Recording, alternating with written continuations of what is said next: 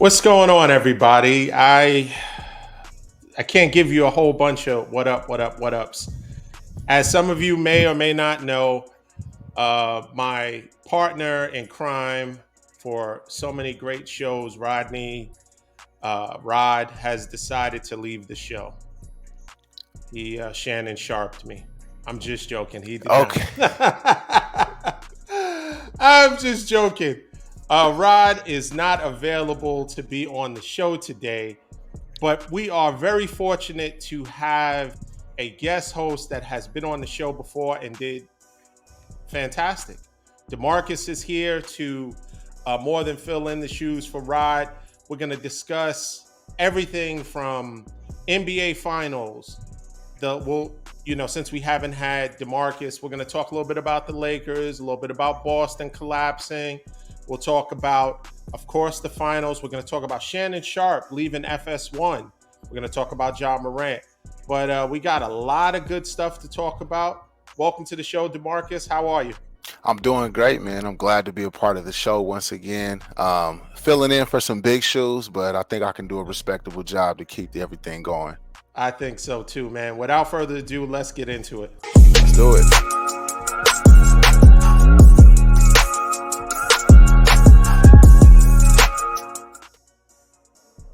Okay, so I would be remiss if I didn't give a Laker fan prior to our last conversation. Last time we had DeMarcus on, the Lakers were flying high. And it's only right for us before we get into, the NBA Finals to kind of recap DeMarcus, what did you think that the Lakers did wrong, number one? Number two, who stays and who goes? Is Kyrie the big fish that they should be looking for? Do they stay with Austin Reeves and Rui Hachimura? What do you think? Because I think the two can't coexist. Either you're going for the big fish or you're going to have to stay with what you have and then try to get some more, minimum players around to kind of build the team together. What do you say? Yeah, for me, you got to go big. And I'm not a big proponent of having 3 stars on teams. I always feel like it cuts down on the depth. But seeing that there is money out there to go ahead and get Kyrie Irving and replace for D'Angelo Russell, I think they're both at that $31 million mark. I would look to do that.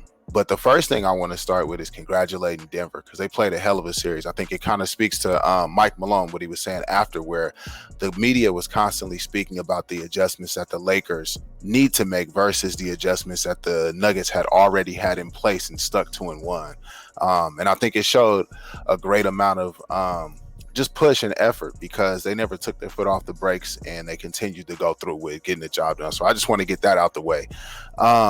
But I think with us, the biggest thing was we let Dennis Schroeder stick on Jamal Murray too long. Oh, look, we got to switch this. And I understand you got to have viable offense on the court, but Vanderbilt would have played much more for me because if my defensive player was the way he was guarding him, I think through the series he had held him to like 5 for 17.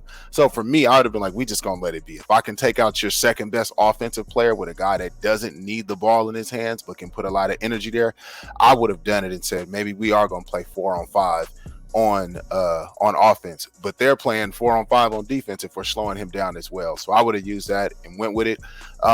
However, Joker was amazing. So I got humbled.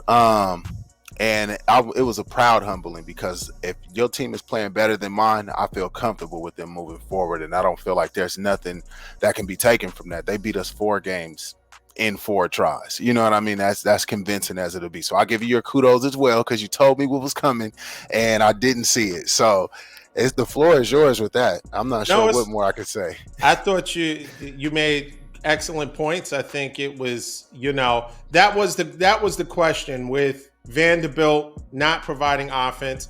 The problem was, I think the reason why they ultimately couldn't have him on the floor, or they felt they couldn't, was because all of the Denver players were putting up such great offense. So they felt like it was too much of a liability just to have someone there exclusively for just defense.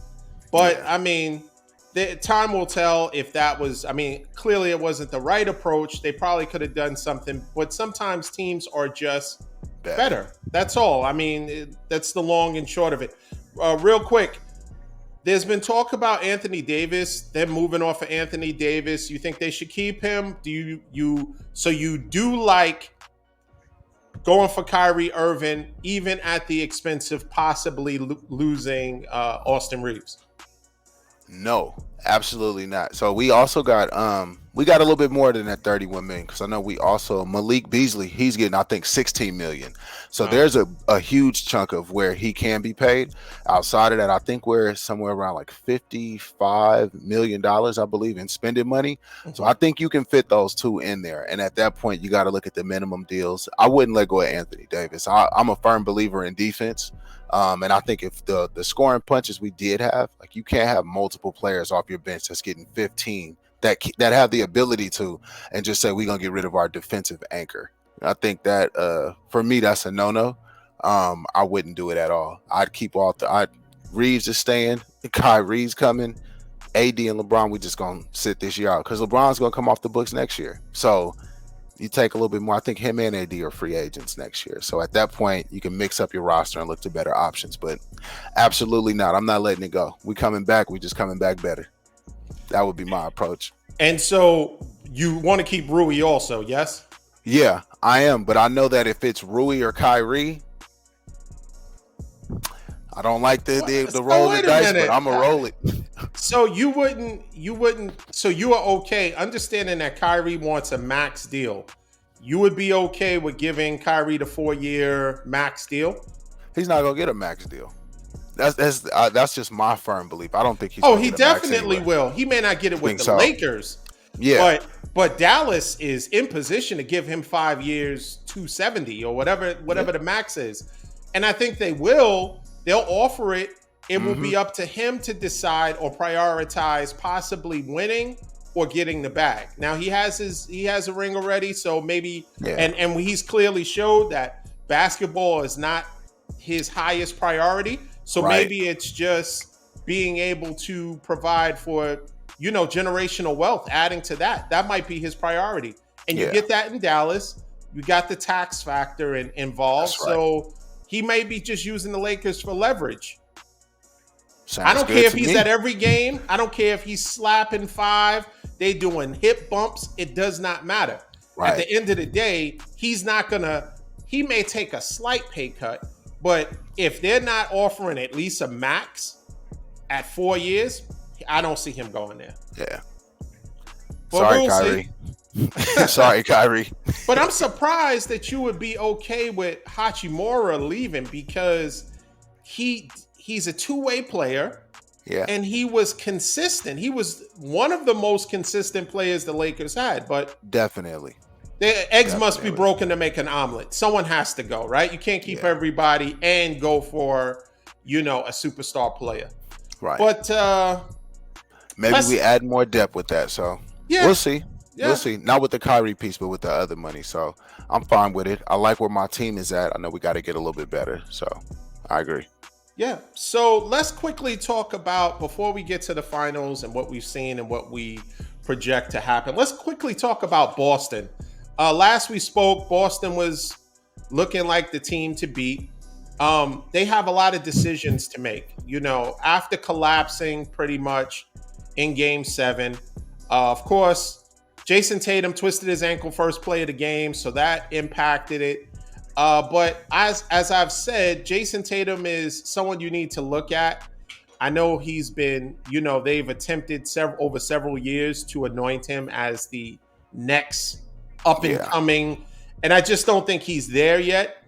But Boston has to make a decision what they're going to do with Jaylen Brown and Jason Tatum, because if they are up, because one was first team, one was second team, so they stand to make upwards combined of I think $620 million. Yeah. Now, will Boston commit $620 million to 2 players? Now, I've heard different people on different shows say, well, they're always in it. Maybe it's one player away. Maybe you get rid of Smart. Maybe if Brogdon is healthy, maybe you have enough. Would you break up a team with players in their prime who have been performing. They've been able to get you to conference finals, NBA finals. So would you break it up? But I just can't see Boston committing 600 plus million to two players and they have no rings to show. At least with the Warriors going well into the luxury tax, you had some hardware for it, right? And so it just doesn't make sense. What do you say? I'm a proponent of keeping the two. I always, when things of this nature come up, I always think about the Dallas Mavericks. And I want to say the early 2000s into the 2010s. A lot of their core changed outside of Steve Nash leaving. They kept a lot of players in. And their time came. I don't think that you can have players that are that young, under 25, 26, and have achieved so much when you're looking at it from that standpoint of how far they've gone into the playoffs, and just say, I want to get rid of it. I think they need to look at how they're going to structure their team. I've always felt like when I've watched them, I was like, they play style for them never to find a point guard or a guard who can slow down the offense and create easy shots. I'm like, they probably gonna have to find a point forward or a playmaking center. When I watch like Sabonis for the Kings, a lot of dribble handoffs, right? A guy who can get those backdoor passes and stuff, such as like Bam. You'll see that in Miami where he's utilizing those things. You got to diversify the offense, because once it goes to them running into the isolation plays, you'll see that a lot of players force them left, and that's where the struggles come in, where there's constant turnovers, or Marcus Smart is trying to make an additional play for somebody when he's kind of stepping outside of himself. So I'm a big fan of both of them as far as the tandem and where they've gone. Not all the time with Jason Tatum. I think we've all seen the ups and downs. And then Jaylen Brown played terrible, and that's my guy. Huge fan of Jaylen Brown, but I would keep him. The money, you're gonna have to give that up. There's big contracts coming in the NBA. They've structured teams for situations like this.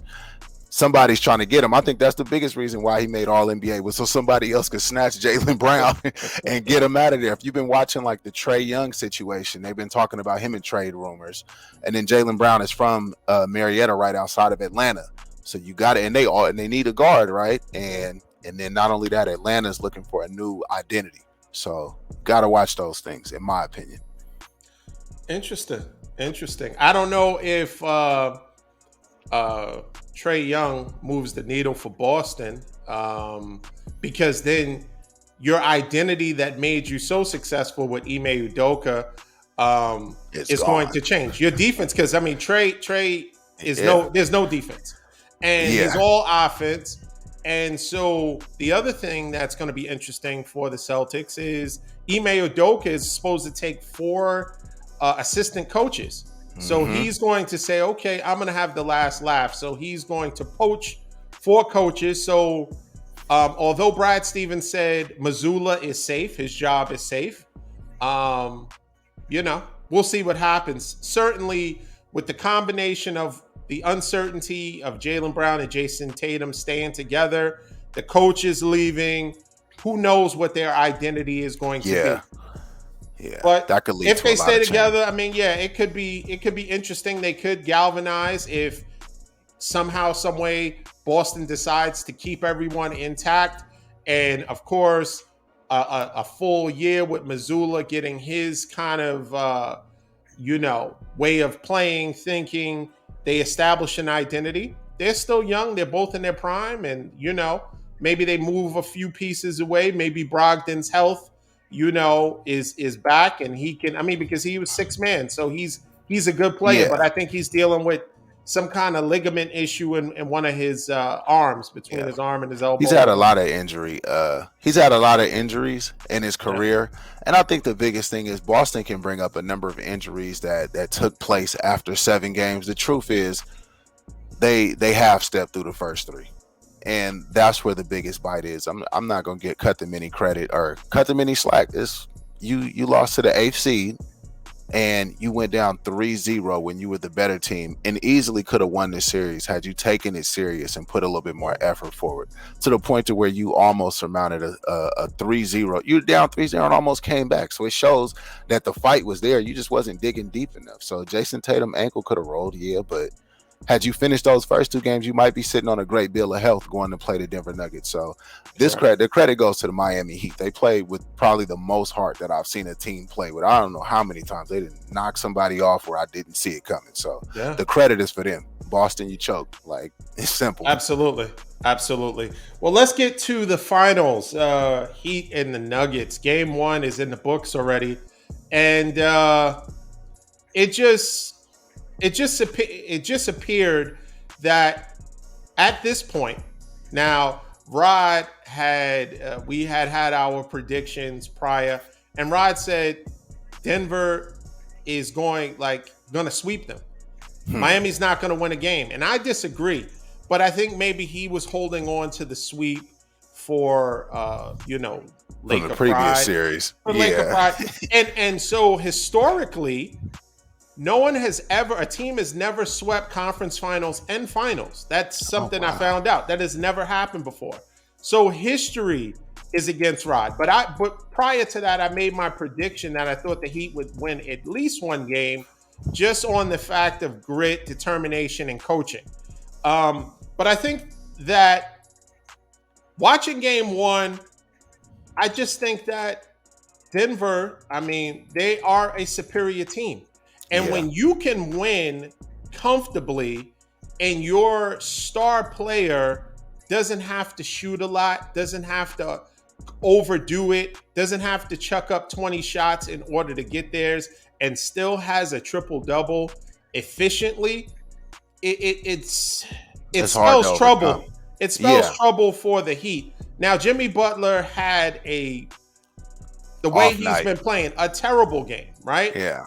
Bam Adebayo played above his skis. He's never taken more than 25 shots, ever. He scored 26 points. I think that was a playoff high.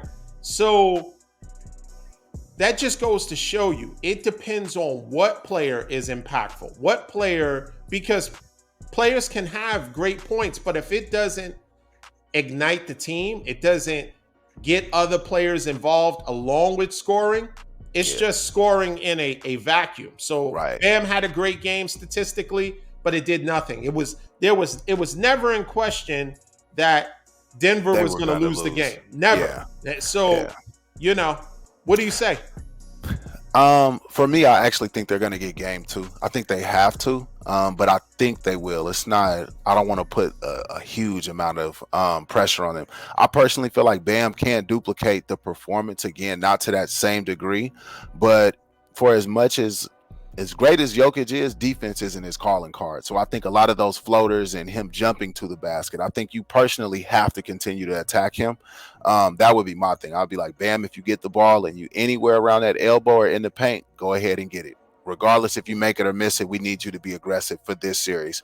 And I think Jimmy has to take it up. These are the points where we remove him out of the superstar class, because it'll be a game like this where it's, hey, everybody else is trying to get theirs. I'm trying to figure it out. And we don't need you to figure it out. We just need you to do. Like, when you do, it makes us much better. Everybody else becomes alive. You definitely ignite the spirit of the team. And there's a fighter that comes out of you when you play within a certain style.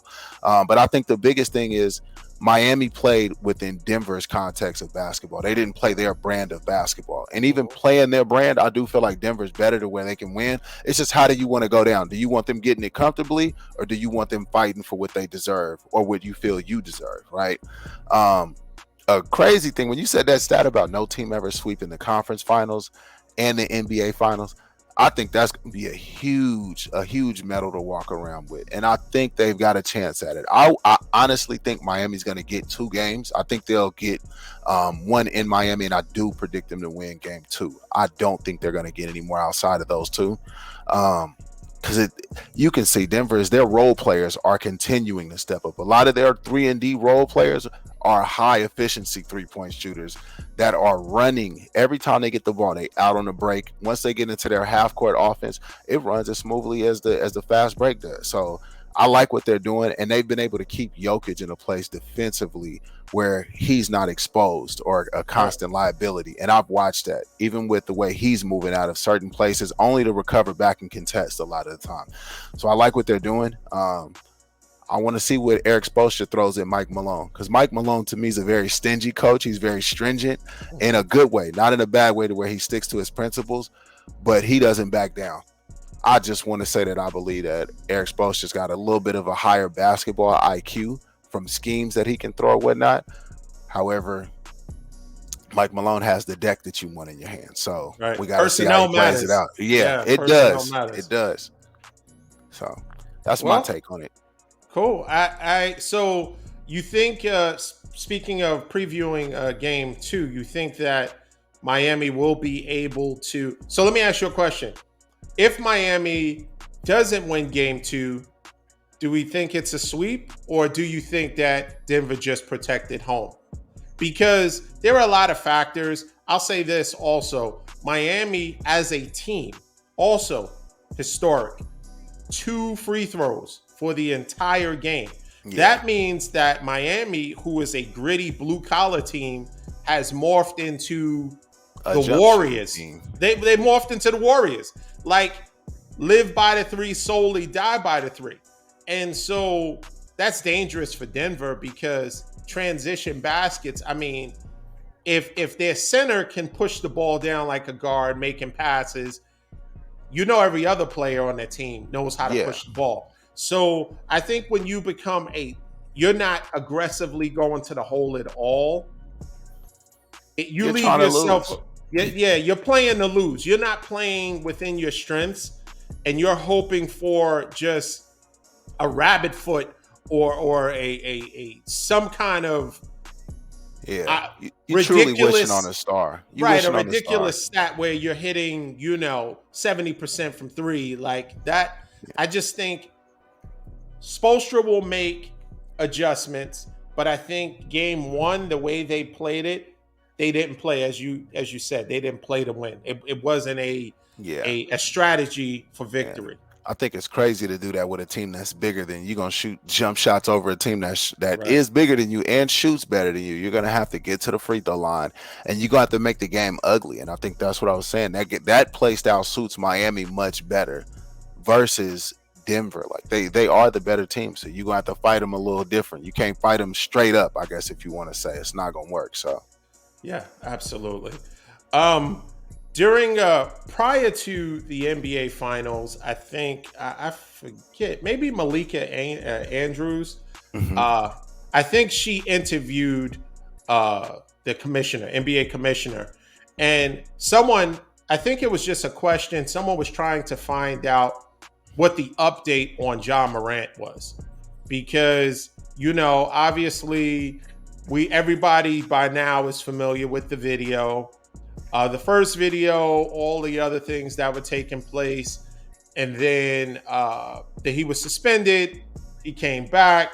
He had a meeting with the commissioner. Commissioner and him kind of ironed it out, so we thought. And then 2 months later, Ja Morant once again flashes a gun in an IG live. It wasn't his IG, but it was his friend's. And at this point, Memphis suspended him indefinitely. So we had kind of been waiting to see what the commissioner was going to do, what the NBA was going to do, what the union was going to agree. Because, I mean, we all know a punishment and some type of suspension is coming, but to what degree? So the Adam Silver was asked about Ja Morant updates, and he said that they, in their investigation, discovered some more stuff. I don't know what it is that they discovered. He was kind of, didn't give the whole thing, but he said that out of respect for the NBA Finals, the decision probably could have been made already, but out of respect for the NBA Finals, they're going to wait till after the finals is complete, settled, before they lay down the decision. What do you think about that? What do you think his suspension might be? What do you think about the more stuff that they found? What do you say? I think it's stupidity on top of stupidity. I don't think it's too much further than that. I'm a firm believer that his last incident before he flashed a gun on IG, he should have been suspended for the whole year. He shouldn't have came back to play this next upcoming year. If I was the owner of the team, whether NBA commissioner or not, I would have suspended him for a year. You've done too much to deface the league, and you're starting to drive your own credibility and name in the dirt. And you actually one of our stars. So as far as self-help, we need you to do this for yourself. So you're going to have to sit down and refigure a lot of what you're doing and the way you're going to go about it, because it's not going to continue like this. And if it does, you got another year on top of that. I just give them heavy fines until I see more prudent acts, because you're too great of a player for us to just throw you aside, but you're also not so great to where we can't live without you. And there hasn't been a player that's existed in this league with that. So I think once he sees that, he'll see his mortality within the sport. A lot of the time, you only got about a 10 to 15 year career. And it's crazy to be taking the game away from yourself without, and you're a player who's gotten injured in the playoffs and not played in the biggest moments. You want to take yourself away from that indefinitely just because of your actions? You got to be crazy. And that's my favorite young player. That is my favorite player under 25. Every time I think about it, I'm like, yeah, I would love to have a talent such as his on my team, but you don't care enough. And I don't care to have that attitude around, especially when I have other young players that are on my team. There aren't any veterans, any older players who can correct their actions. It's Danny Green, and I don't know if he's the only player that's of age, and I don't think he's got enough credibility to speak to them in a specific manner. So I would suspend him for a year. Wouldn't ask any questions. We'll see you at the start of next year. It'd be that simple. Now, I think I agree with you. I think they should be harsh with their suspension, but I think there's a reason why they won't be. First of all, it's a small market team. And he's a face of, not only he's the face of his team, obviously, but he's a young face of the league.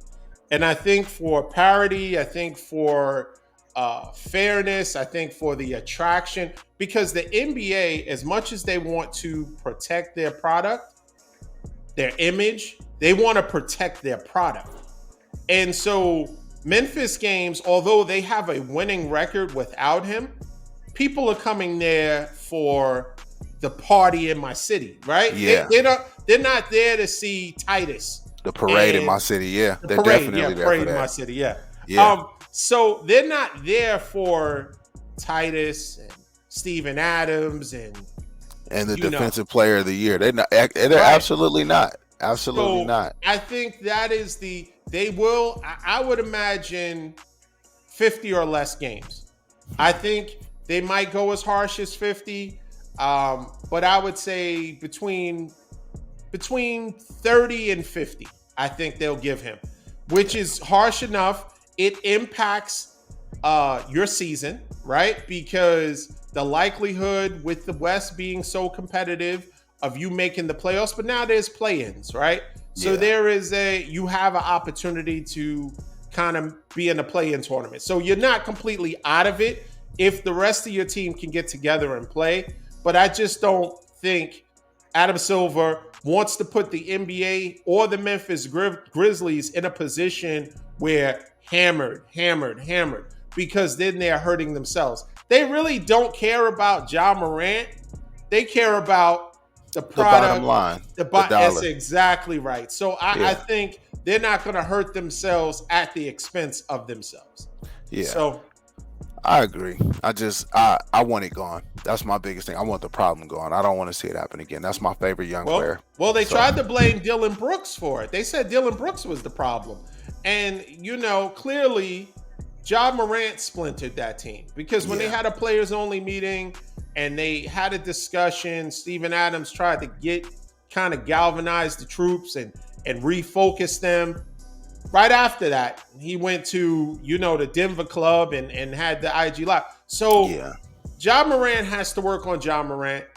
I know that his parents have something to do with it. They need to kind of make his circle a lot smaller and get him to focus on the things that are important. And it's not basketball, and it's not money, and it's not all that fame, notoriety.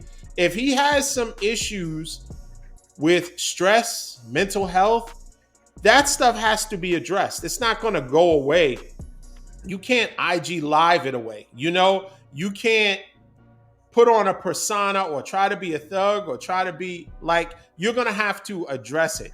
And hopefully the NBA gives him enough time that he needs to sit down, put him in maybe a program, not something at his leisure. Oh, I want to go to Florida for 5 days and sit here. Absolutely not. Something that he's going to have to go through to actually complete and justify and satisfy that he's at least on the path to, a recovery from whatever it is. We don't know. He hasn't specifically said.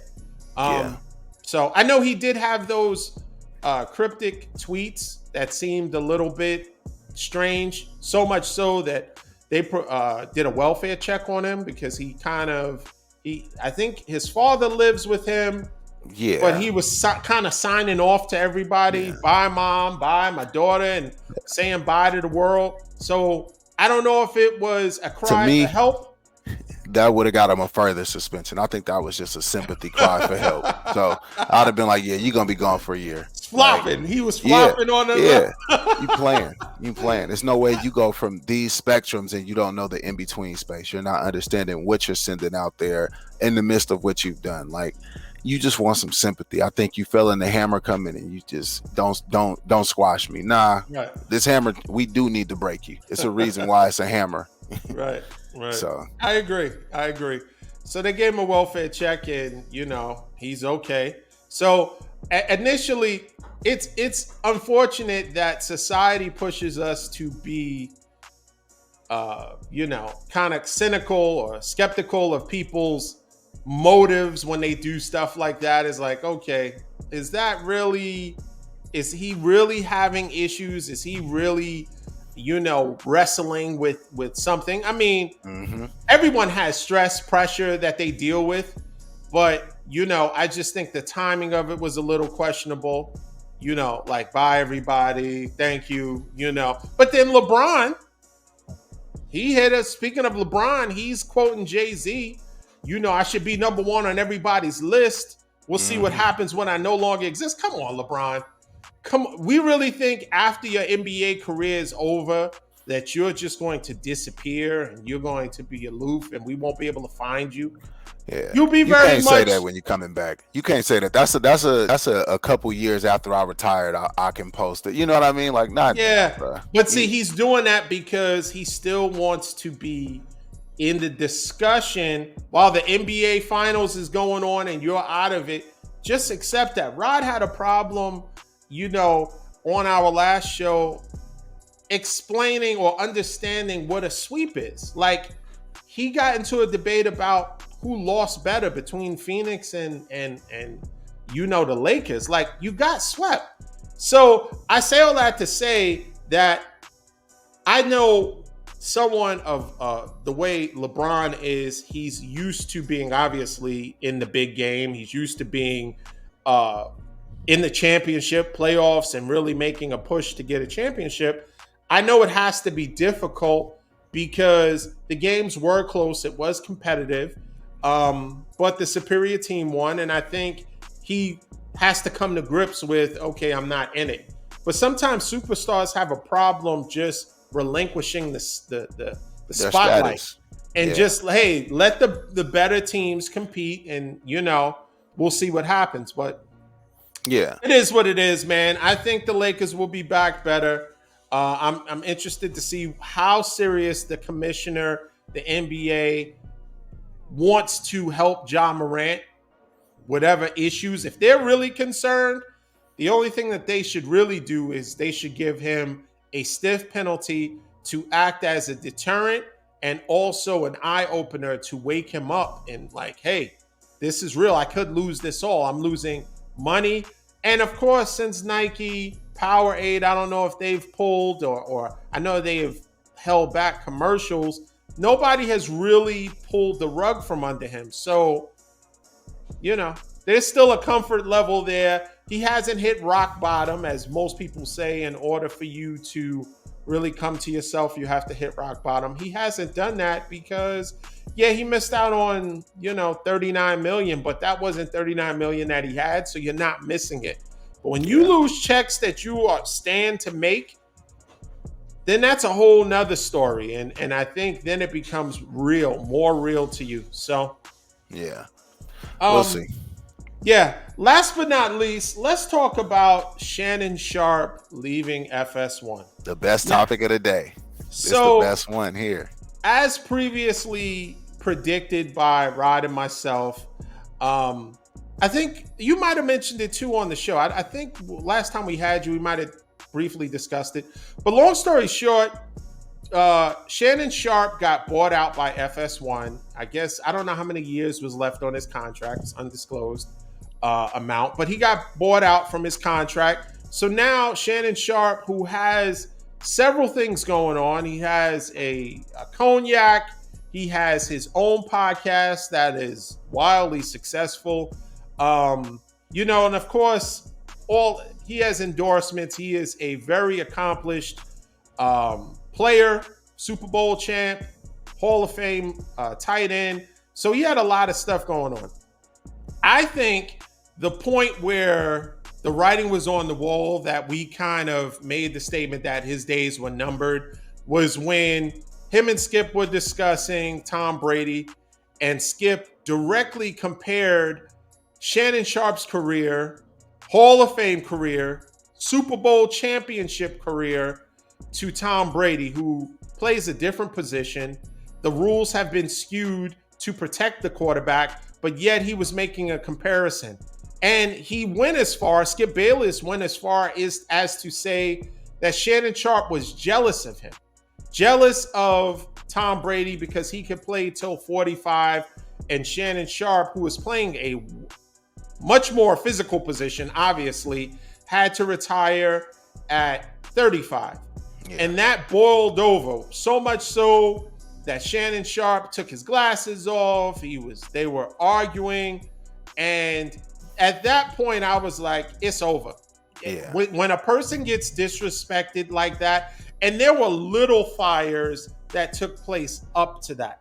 There were other times where Skip took personal shots at Shannon Sharpe. And Shannon Sharpe, some say he kept it professional. Some say that he didn't man up and really speak up for himself. And he allowed Skip to repeatedly disrespect him.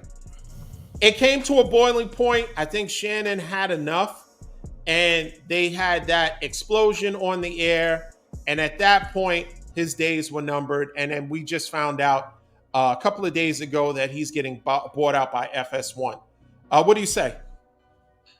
Necessary. Sometimes you outgrow your environment, and when your environment doesn't provide fruits of your labor, I guess in a certain way or a certain amount of respect, it's always better for you to step outside of that and go figure it for yourself. I think within that, he's made so many good moves, whether it's been the cognac, his own separate podcast, and just the personality that he is.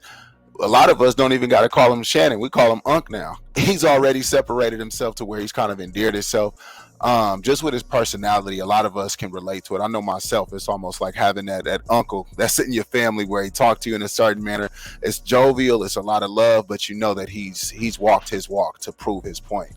But then the Skip, I just think it's a repeat offense. I remember him and Jalen Rose when they had a back and forth. I think Skip feels like he can just directly attack athletes and just tear them apart without the same giving back, as if two men aren't talking. Mm-hmm. And a lot of the time when men are speaking to each other, we always understand there is a specific level of respect that's got to be given, or it can take a turn for the worse. And I feel like if him and Skip were in any other environment where there wasn't an agreement in place as far as the financial status of both of them, or anything, we know it would have turned out completely different. Some words wouldn't have been used. But outside of that, I think that Shannon made a great move. I think that he did keep it as professional as he could. But there was a point where the disrespect went too far. And I think that's what brought to the buyout. There's a lot of men, especially when you're looking at the dynamic of a white man speaking to a black man, telling him, put your glasses back on, as if you're in control of my reaction, or you're going to dictate to me what's about to take place. Right. A lot of the time for us, I know that's a point of contention where it's at that point, okay, I'm not a man to you, but we'll see about it before we done talking, right? That's right. Where it'll go to immediately if you're not in the right state of mind or don't have a sense of awareness at such a high pitch. So I do congratulate Shannon. I want to see what he does next. If he goes over the first take at any point with Stephen A, I'm not going to be against it. I am going to laugh though, because then I'll know the business is beyond cutthroat, because Stephen A. and Skip have a specific history where they've talked about their brotherhood and how fond they are for one another, for helping each other's careers at a point in time. But it also just goes to show, if you take for granted something that's there for you, somebody else will pick up and move forward. So I hope it teaches them a lesson. I saw Stephen A's pitch to Shannon Sharpe, and it was, "If you need me." Shannon, stay away from that. That's number one. Number two, once Shannon, now there's reports that Skip Bayless could replace Shannon Sharpe with Acho. I heard Jay Williams. I heard a few different people. First of all, I can't take Stephen A. I'm not a Stephen A. Smith fan, right? Mm-hmm. So I can't really take him in long spurts, because when he starts talking real fast, can't do it. I can't, because he's not even speaking English anymore, right? Right. So I can't really understand him. You need subtitles, and when him and Mad Dog get at back and forth, it's too much. So for Shannon to go there, he doesn't need it. At this point, his podcast is extremely successful. He can be himself, authentically himself. He can speak to people about things. I mean, any and everybody is on his show. Anybody you can think of is on Shay's podcast. Yeah. Shannon Sharpe's podcast, Club Shay Shay. So there's such a broad spectrum of people that he can talk to, kind of have conversations with, and I think that broadens his horizon. Like, as opposed to a specific sports show that he can only talk sports. I mean, we do sports, we talk culture sometime, but obviously it's predominantly sports. He could talk about any and everything and has a lot of success with it. So I think it would be a terrible move. I don't think Stephen A. really wants him there. I think Stephen A. is kind of trolling Skip Bayless. So I think it would be a terrible move for him. If anything, if ESPN really wants you and you want to go into that type of formatted show, you'll get the ratings. Because I'll say this: Shannon Sharpe off the show, and I imagine that they will end after the finals. Undisputed is dead to me. Yeah. No more DVR. It has no more space on my DVR. I'm not watching it. It's dead to me. Yeah. Just like a lot of times First Take is, I'll pop in occasionally and watch it, but I can only take one or two segments, and then I just can't do it. Yeah. So it's convoluted. Yeah, it gets over the top. He's constantly, trying to exude dominance over the other host. He's always creating a uncomfortable kind of dynamic with Molly. It's corny to me. Yeah. It really is. It's corny to me. Yeah. So we'll see what happens. Maybe he gets his own show. Maybe Shay says, you know what? I'm going to totally go in on this podcast, finish doing that. He said he has some other ventures. He's doing really well. My understanding, he's doing really well with his cognac. So, and who gets mad? He got paid out. So listen, they cutting him a check to stay home and go on. Just like, real quick, I'll say this. The coach of the Suns, Monty Williams, got fired from the Suns, right? Everybody's, oh man, Monty was a good coach. He didn't deserve it. And he got short end of the stick. Just got the largest check, the largest contract for a coach in NBA history. I understand it with the Pistons. Yeah. I think $78 million. So yeah, that's more than Pop. That's more than Spoelstra. So who's really mad? So they cut him. Like, I don't know if they have to offset it by what he gets. Well, I think he might get all of the money from the Suns in addition to this. So listen, it's a beautiful situation. Shannon Sharpe is in a good situation. Skip Bayless, as you said, he's done this before with Jalen Rose. I think after Jamel Hill used to be on his show, she used to guest spot on the show. And she had mentioned after she left that she always felt like Skip always held it over your head. So he comes off on the air as if, I appreciate and I'm bringing this person onto the show. It comes off endearing and wanting to give a person an opportunity. But behind the scenes, he's dangling, remember what I did for you. And you never want to be in any type of relationship or any type of exchange of business, and you're dealing with I owe you or feel indebted to somebody. So good for him. It's a long time coming. It should have happened years ago. Right after the DeMar Hamlin thing, right after the Tom Brady thing. There was a lot of things that Skip is going to remain Skip. Right at the end of the day, FS1 will eat that up. I don't see them doing anything with him. If anything, they'll extend him because, Skip is narcissistic. So he likes those polarizing moments because it bolsters him, because he started a podcast. It's not as successful as Shannon Sharpe's. Yeah. So he's trying to mimic it. And as much as he says Shannon was jealous of Tom Brady, Skip was very much jealous of Shannon Sharpe. And it became obvious on air when people, Snoop Dogg, different people came to the studio and they kind of endeared themselves to Shannon more so than Skip. The jealousy and the envy was felt. So I think it's a long time coming, but it's a good way to show him a reflection of himself. That's just me. Yeah. I even thought about the Chris Bosh situation when he was when he referred to him as Bosh Spice, and he was like, well, Bosh means something to me as far as my last name. So when I hear it done like this, and he was like, well, I respect your last name, but your play says this, and I'm like, see, you think that you control how you can title somebody else, and it's. I don't want to. Oh my God, I've grown in so many ways. It just comes from somebody not getting hit upside their head for so many years. You get hit enough, you'll start to understand, whether it's in life or by a punch. You understand everything can't fly just based off how you think it. Right? There is a due amount of respect, and a lot of the time, out of respect, there's a slight bit of appreciation for who this person is and what they do mean to a sport. Shannon Sharpe, you played till you 35 as a tight end in that era. Why is that slighted? This is the open season era. You go over the middle, it's a linebacker going at your legs and a safety at your helmet. And we're downplaying him, a player who continued to revolutionize his position. Come on, and is a champion within it, played in big time moments, talked the talk, but walked it. That is a lot to do out of the seventh round. You still got your brother being the player he was. Your brother's the better athlete in the family, and you make it to the Hall of Fame, and a man trying to discredit you for your walk.